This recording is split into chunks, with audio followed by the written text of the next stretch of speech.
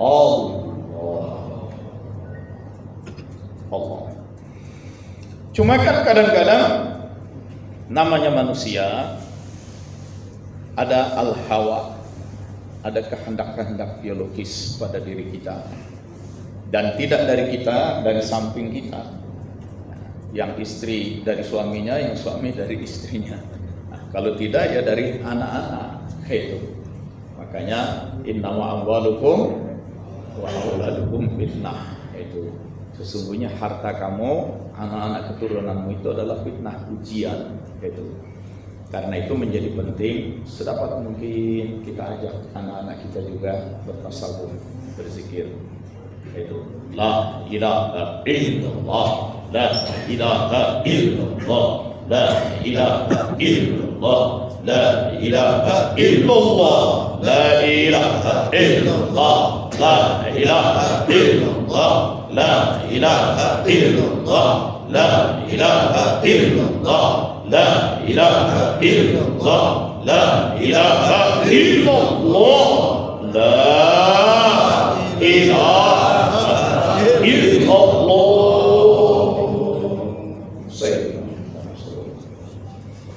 Lalu kita membahas tanbih.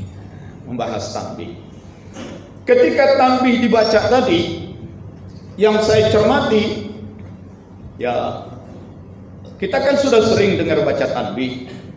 Tapi kan kita kalau sedang manakib diperintahkan tawajuh, tunduk, pejamkan mata, aktifkan qalbu.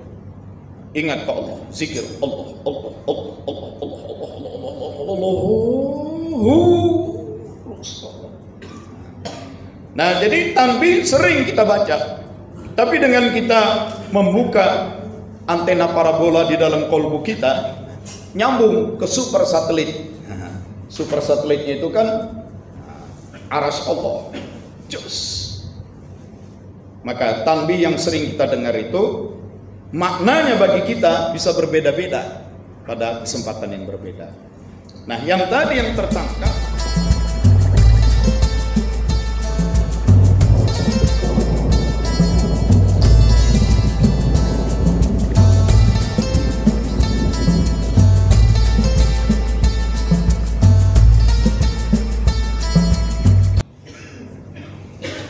hadirin hadirat sekalian, hamba-hamba Allah yang mulia.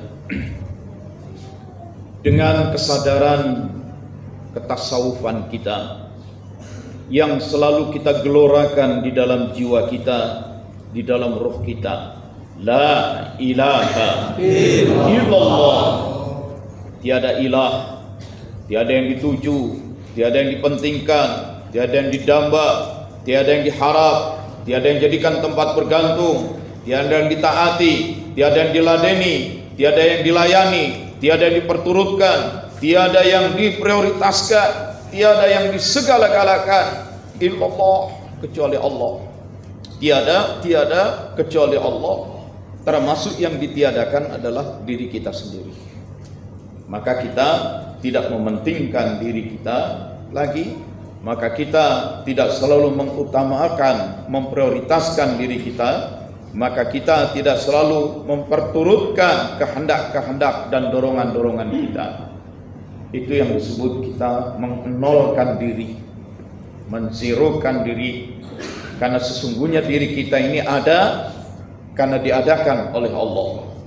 Allah Maha Ada, Allah Maha Mengadakan. Dan ketika Allah meniadakan kita, kita menjadi tiada. Adanya kita karena kehendak Allah.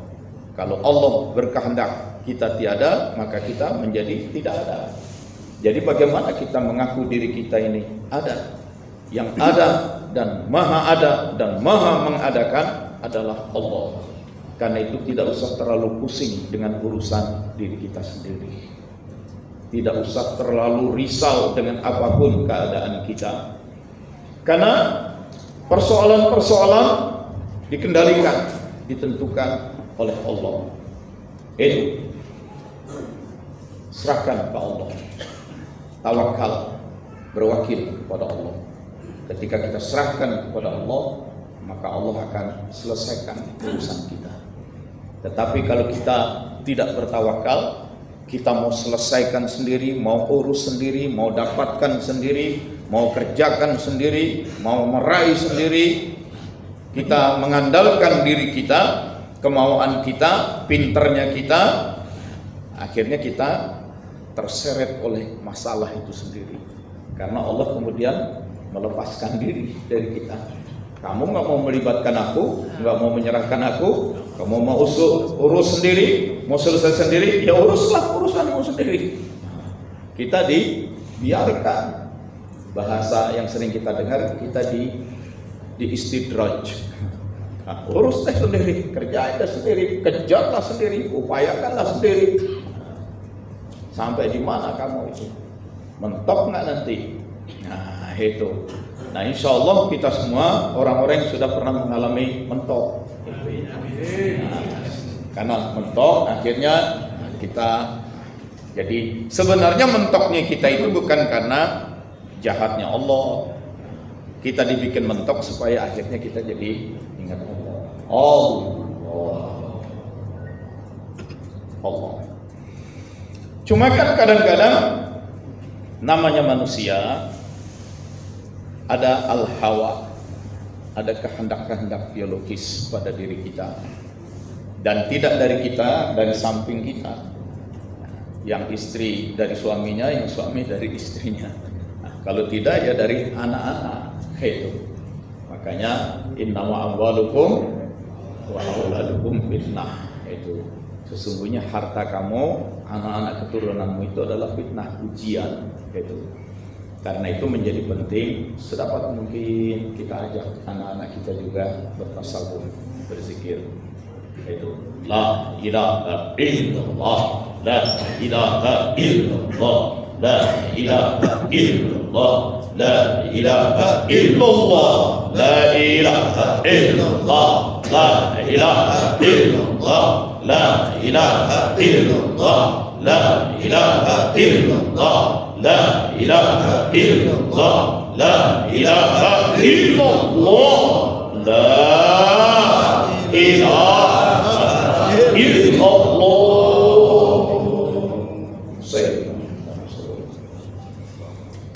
Qori kita mengawali acara manakib ini membaca surat Al-Baqarah, surat kedua ayat 30. Itu.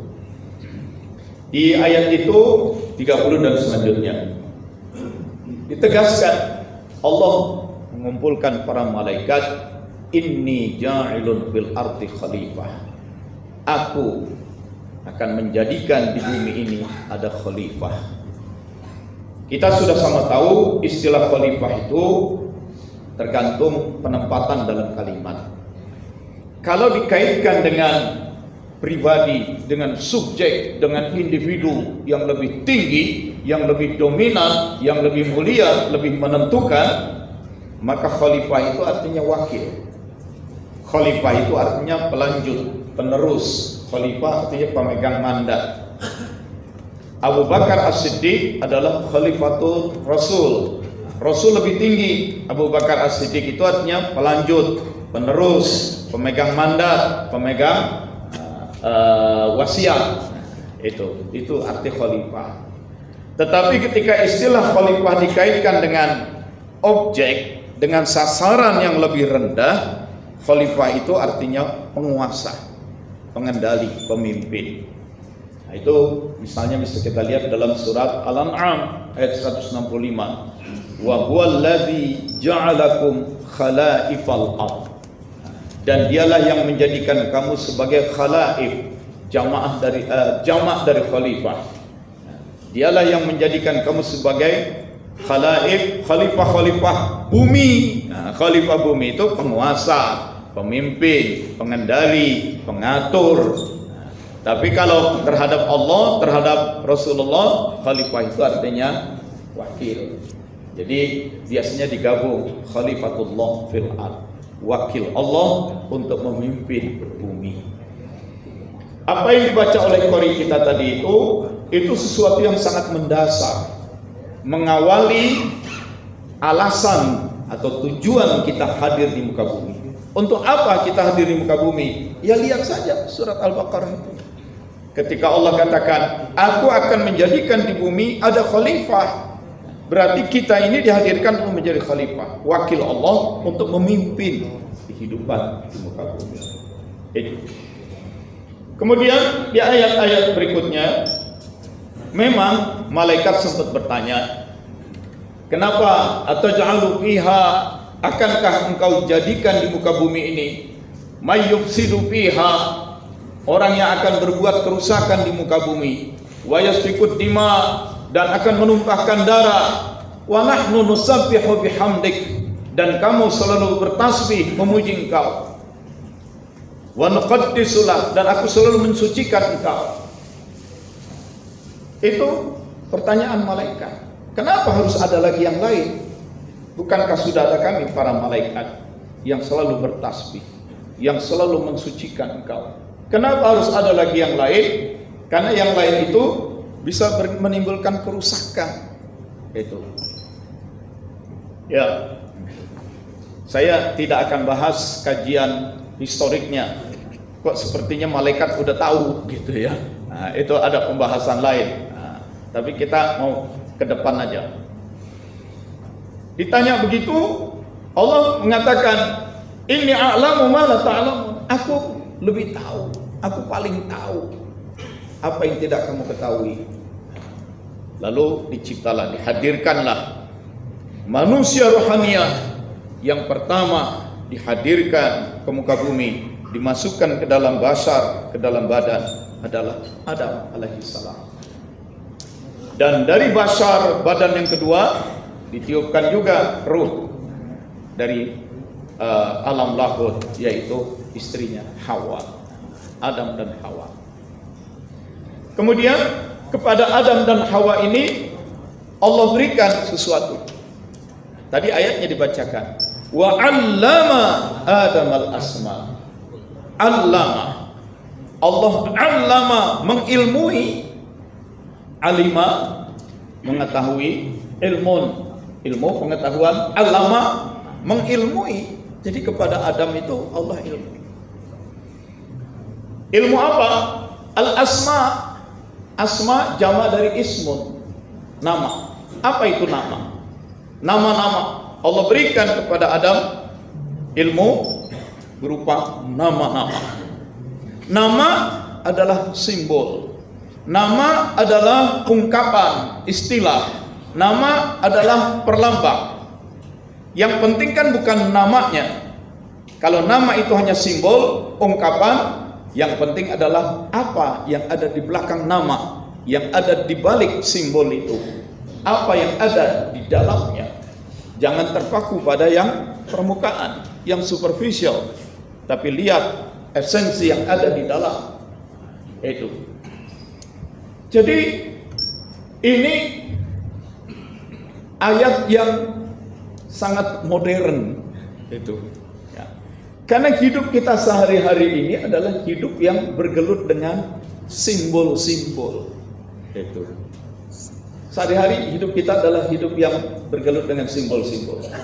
Dan simbol-simbol itu, perumpamaan-perumpamaan itu, baik dalam bentuk kata-kata, baik dalam bentuk tulisan maupun dalam bentuk lain-lain, berkembang sedemikian rupa sehingga sekarang menjadi apa yang disebut IT, Information Technology.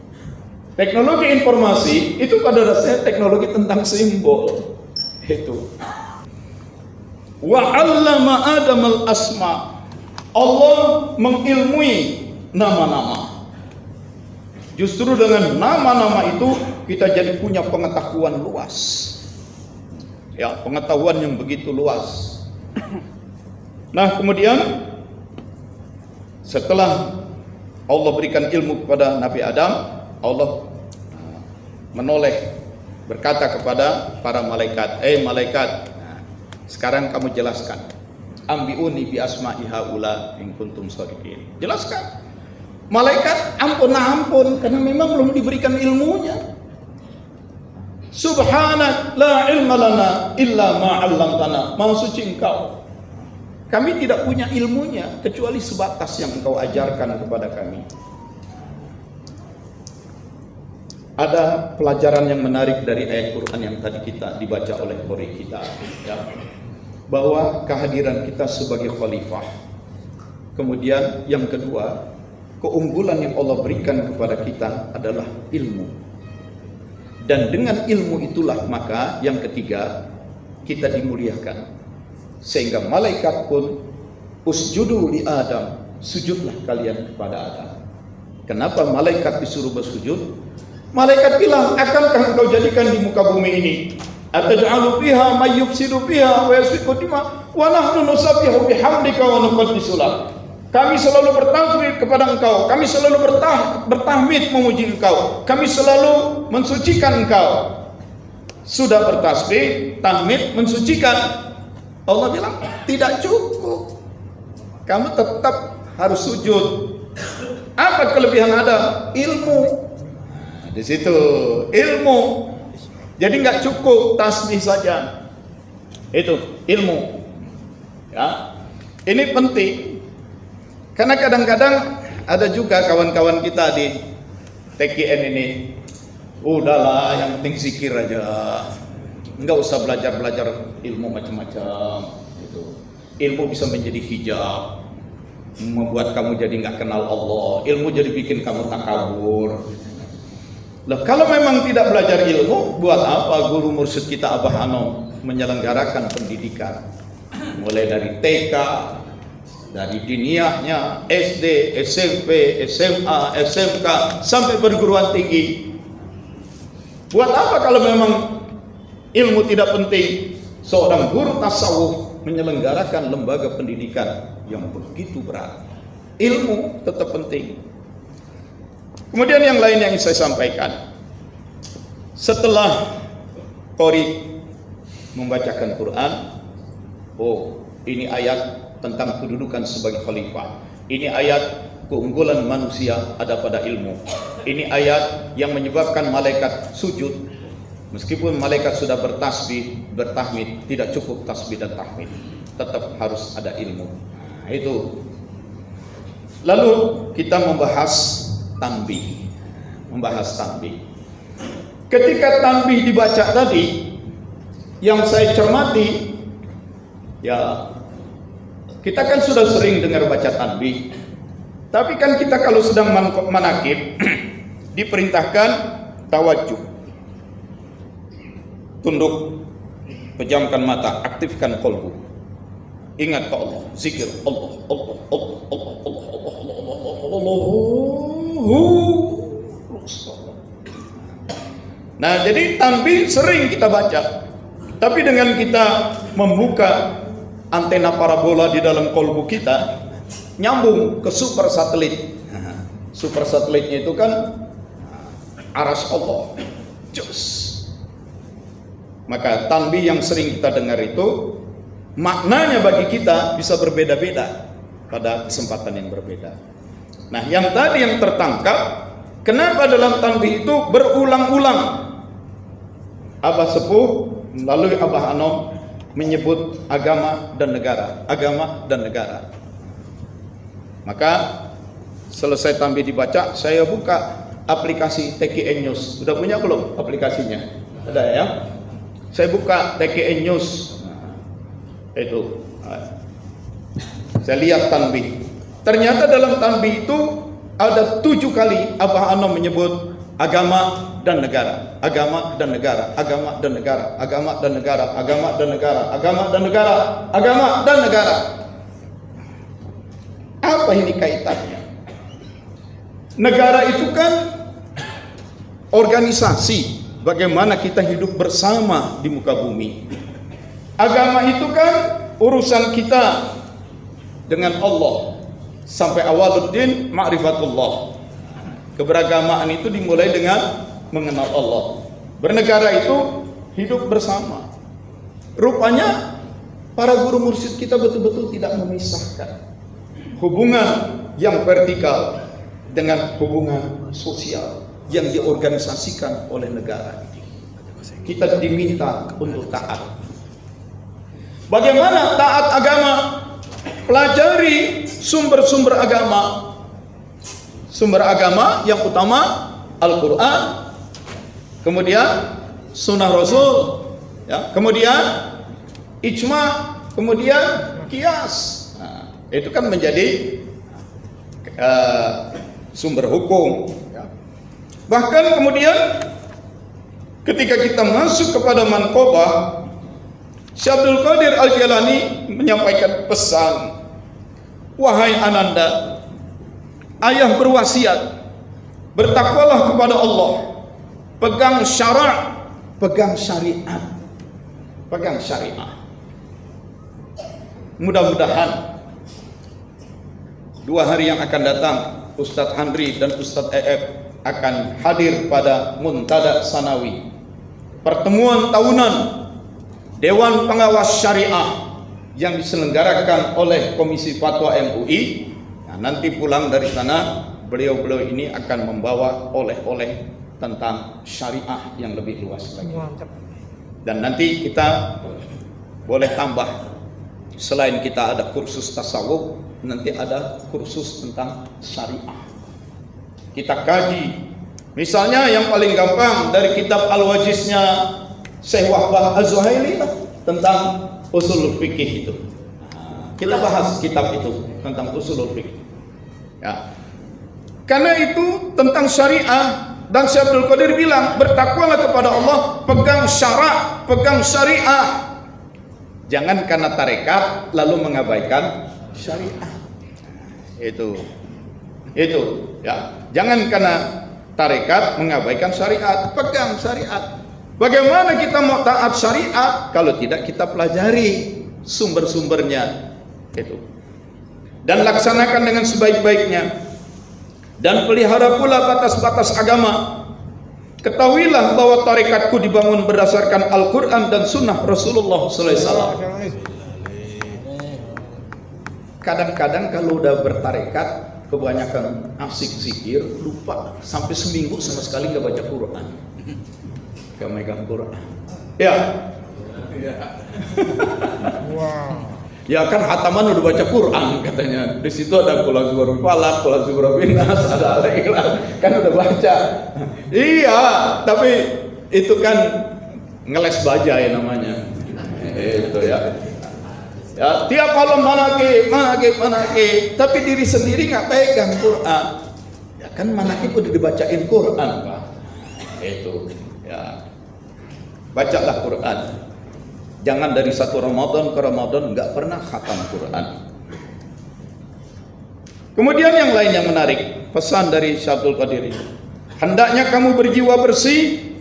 Oh ya, urusan tarekat berjiwa bersih, tazkiyatun nafs, tazkiyatul qulub. Tapi apa kata Syekh Abdul Qadir? Hendaklah kamu berjiwa bersih, dermawan, murah hati, dan suka memberi pertolongan kepada orang lain dengan jalan kebaikan.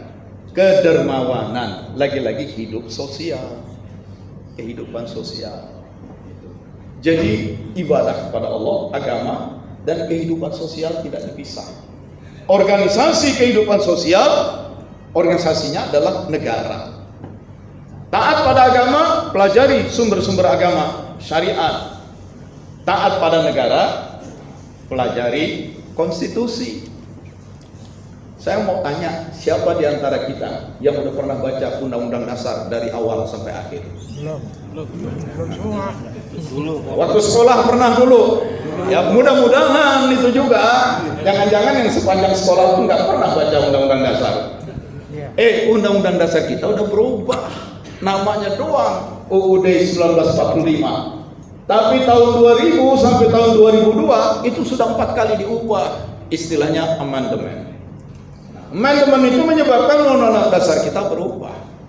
Konstitusi, undang-undang dasar itu adalah landasan hukum bagi negara. Bagaimana mau taat negara kalau tidak pernah baca undang-undang dasar? Nanti Haji Marwan kita minta menyiapkan kursus tentang konstitusi. Siapkan. Siap. Gak mungkin jadi orang TKN yang baik, yang taat pada agama dan negara kalau tidak paham sumber-sumbernya. Jadi harus dibahas nanti tentang konstitusi. Supaya sebagai warga negara Anda juga tahu hak dan kewajiban yang diatur dalam konstitusi. Supaya kalau Anda menjadi aparat sipil negara juga tahu hak dan kewajiban. Kadang-kadang udah jadi pegawai negeri, jadi ASN, udah masuknya nyogok, nyuap, kerjanya ngotil melulu, ya, mengais-ngais proyek-proyek APBN, tilep sana, tilep sini. Tapi setelah itu tarekat, Allah, kok hidup jadi susah. Yang lain aja cuma lulus pesantren, yang lain saja jadi merbot masjid, bisa zikir tenang. Kamu udah sarjana, udah S1, S2, S3, punya jabatan, kok masih susah melulu hidup? Apa sih yang kamu makan? Itu. Jadi akhirnya apa yang kamu makan? Lihat laporan proyek beres enggak? SPJ beres enggak? Itu. Masa sarjana gelar udah S1, S2, S3 masih gelisah. Samsung aja S22 tenang-tenang aja. Nah, itu. Tolong Pak Haji Marwan disiapkan, nanti kita bahas bersama. Dalam rangka menjadi ikhwan TKN yang baik, kita harus belajar syariat dan kita belajar konstitusi. Apalagi menjelang musim pemilu nih, tahun 2004. Ada pemilihan presiden, pemilihan DPR, ada pemilihan DPRD, tingkat provinsi dan kabupaten kota, ada pemilihan gubernur, ada pemilihan bupati dan wali kota. Ini semua terkait dengan negara. Kita harus sadar konstitusi. Jangan jadi rakyat dibohongin melulu. Nah, supaya sadar, ini adalah amanah tanbih. Amanah tanbih. Sehingga Abah Sepuh, Abah Anom dalam tanbih saja menyebut sampai 7. Taati agama dan negara, agama dan negara. Saya mau sambung lagi apa mankobah kita tadi.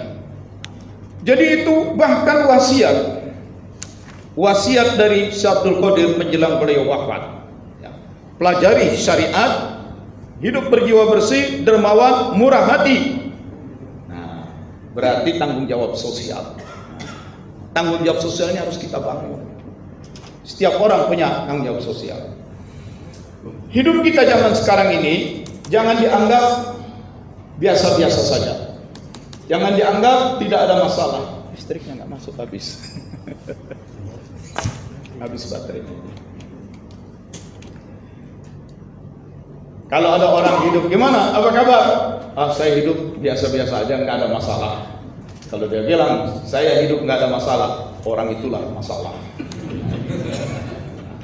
Justru menjadi khalifah itu tugasnya menangani masalah. Kalau tidak menangani masalah, berarti dia tidak bekerja. Itu. Belum masuk juga, bos. Ya udah deh, kalau nggak, waktunya juga ada mepet. Nggak masuk istri. Sampai di mana tadi itu? Cek charger, bisa nggak cek charger? Hah? Coba cek charger, bisa nggak? Wasiat untuk membangun solidaritas sosial, wasiat untuk membangun kedermawanan sosial. Jangan dianggap kehidupan kita ini tidak ada tantangannya. Saya sudah pernah jelaskan di sini. Penduduk manusia di muka bumi itu kan grafiknya dalam 100 tahun terakhir 4 kali lipat. Dalam waktu 100 tahun penduduk itu 4 kali lipat. Nah, pertambahan penduduk yang begitu pesat ini menimbulkan tantangan-tantangan. Yang paling mendasar tantangan soal pangan. Kemarin saja dalam satu hari saya dapat informasi 5 orang mati karena kelaparan. Yang di Samarinda, yang di Makassar, yang di Kalideres, segala macam. Berarti urusan kelaparan ini nggak bisa dianggap sepele. Itu. Ya. Masalah pangan, sumber kehidupan pangan, ini juga tidak bisa dianggap masalah. Tidak bisa dianggap biasa-biasa saja kebutuhan pangan. Masuk. Belum juga. Sudah. Sudah deh. Kemudian hal yang lain, dengan penduduk manusia yang bertambah, tantangan pangan, maka semakin banyak juga manusia menghasilkan sampah. Sampah jangan dianggap masalah, jangan dianggap tidak bermasalah saya. Nah, di lingkungan kita ini bagaimana? Dan ujung-ujungnya nanti masalah lingkungan. Begitu masalahnya.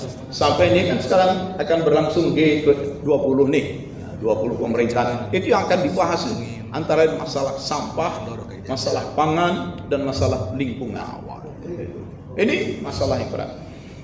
Oleh sebab itu, dalam bentuk yang praktis, tolonglah perhatikan kehidupan rumah tangga kita sehari-hari. Bagaimana keluarga kita membuang sampah. Itu. Ibu-ibu masak, tidak semuanya dimasak. Ada sampah yang tidak dimasak. Dari apa yang sudah dimasak, dimakan, tidak semuanya ditelan. Tulang ikan kan nggak ditelan, ekor ikan nggak ditelan, dibuang, jadi sampah lagi. Yang masuk ke perut kita besok pagi di WC keluar, jadi sampah lagi. Nah, itu sampah itu jangan sembarangan. 65% sampah-sampah yang keluar dari rumah tangga kita itu sampah organik, potongan sisa sayuran, sisa makanan. Sampah organik itu dalam 4 jam saja dia mulai terurai, mulai membusuk. Ya, dan Nabi kan pesankan, jangan simpan sampah, jangan sisakan sampah di dalam semalaman di dalam rumah. Jadi kalau udah menjelang maghrib, sampah itu harus keluar rumah. Jangan ada sampah di dalam rumah. Lihat, ada hadisnya itu. Nabi melarang menyimpan sampah di malam hari dalam rumah. Jadi kalau menjelang maghrib, periksa, sampah harus keluar. Nah, semalaman kita tidur, sampah-sampah organik itu mulai membusuk dan menghasilkan gas metan. Nah, gas metan itu tidak bagus buat penghuni rumah. Ya, di luar rumah saja gas metan itu pun dia akan ringannya 20 kali lebih ringan daripada gas yang ada di udara. Maka gas metan itu naik ke atas dan dia akan merusak lapisan ozon. Itu. Apa urusannya Pak, lapisan ozon jauh banget? Enggak jauh, tidak jauh. Teman saya sedang mengikuti pertemuan internasional di Mesir saat ini, di San Hussein. Dan sekarang mereka menghadapi temperatur di negara-negara Timur Tengah itu sekarang panasnya itu sudah hampir 1,5 kali lipat dari biasanya pada saat musim panas. Naik. Apa yang disebut pemanasan global, global warming, itu bukan hal yang dianggap biasa-biasa. Ini akibat lapisan ozon rusak. Matahari memancarkan cahaya, di dalam cahaya itu ada panas. Beruntung begitu cahaya matahari itu mendekati bumi, ada lapisan ozon, sehingga emisi panasnya dikurangi oleh lapisan itu. Cahayanya masuk tapi panasnya berkurang. Sekarang lapisan ozonnya dirusak, maka panasnya masuk ke muka bumi. Terjadi pemanasan dan kita rasakan dibanding kita kecil dulu. Sekarang saat musim panas, musim kemarau jauh lebih panas dari dulu. Itu sebabnya kemudian banyak sumber-sumber air menjadi kering, orang menjadi susah. Ini kembali, kita ini kan orang tarekat, ya kita harus taat mengikuti petunjuk para guru mursyid kita, bahwa solidaritas sosial, kepedulian sosial, kita harus menaruh perhatian terhadap lingkungan. Kita harus menaruh perhatian.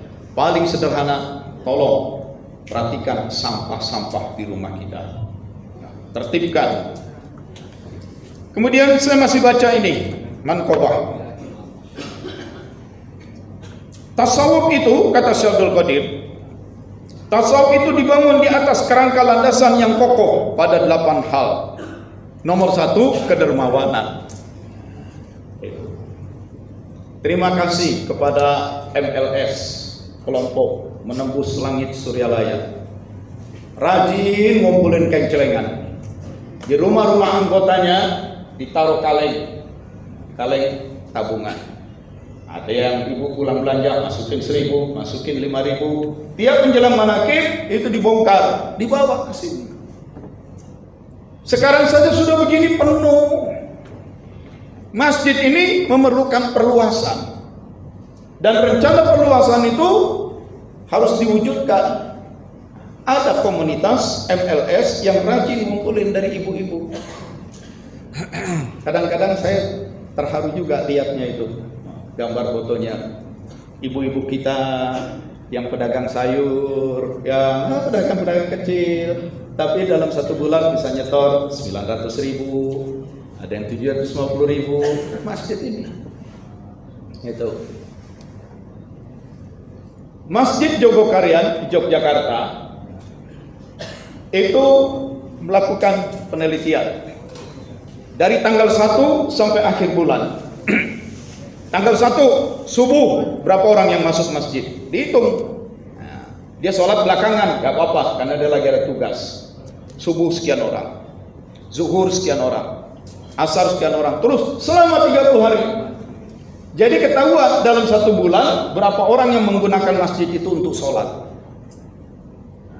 Satu orang bisa saja sehari 5 waktu datang.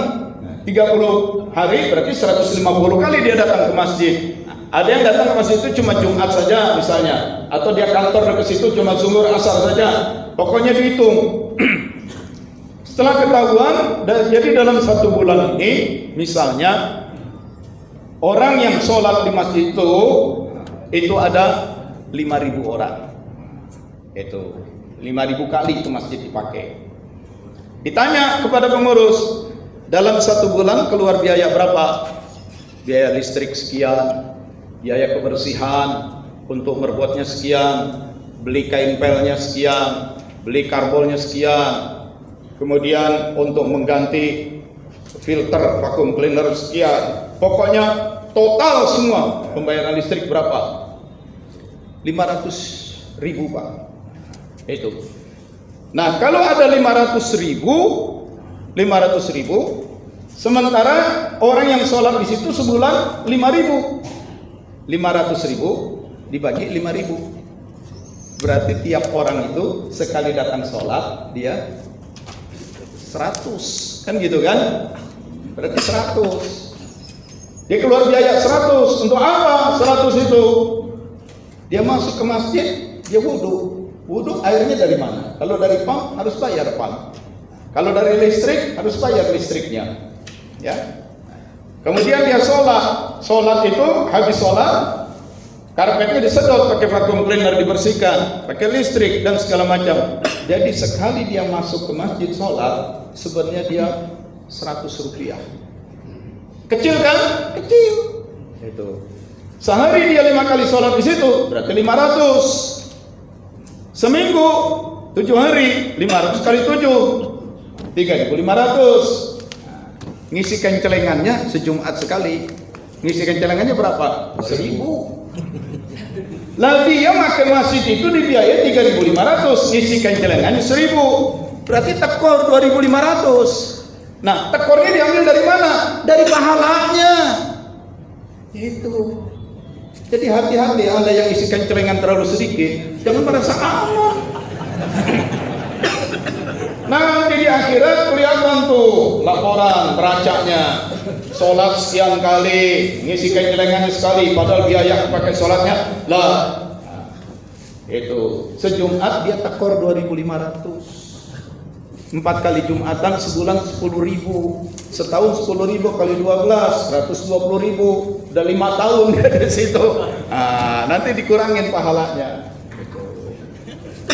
Nah, jadi diumumkan di Masjid Jogokarian, Bapak sholat Jumat, Bapak ini hasil penelitian, dimunculkan di layar. Dalam sebulan terakhir yang sholat sekian, uang masuk sekian. Jadi bapak-bapak ingat ya, setiap kali sholat di sini itu mengeluarkan biaya. Contoh saya tadi 100 itu hanya contoh, terlalu kecil.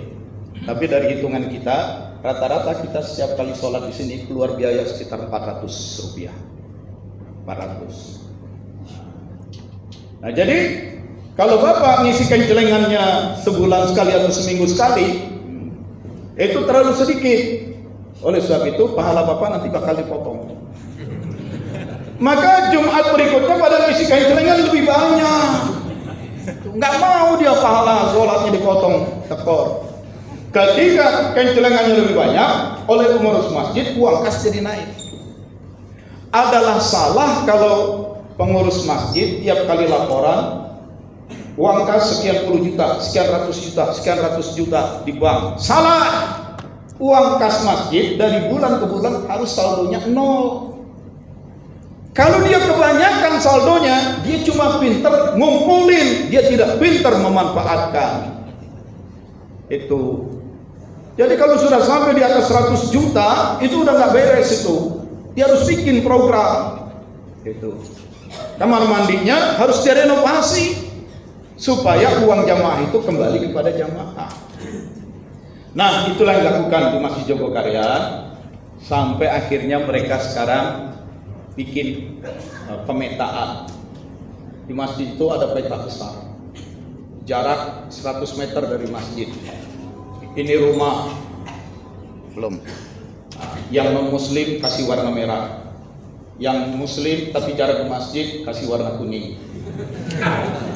Jadi tiap rumah dikasih warna tuh, yang hijau ini orangnya udah rajin ke masjid. Maka diundang ustadz, dilatih psikologi, pendekatan, bahasa komunikasi yang baik. Tiap 1 jam menjelang sholat itu mendatangi rumah-rumah yang warna kuning itu, mengajak orang untuk ke masjid. Nah, ustadz itu didanai.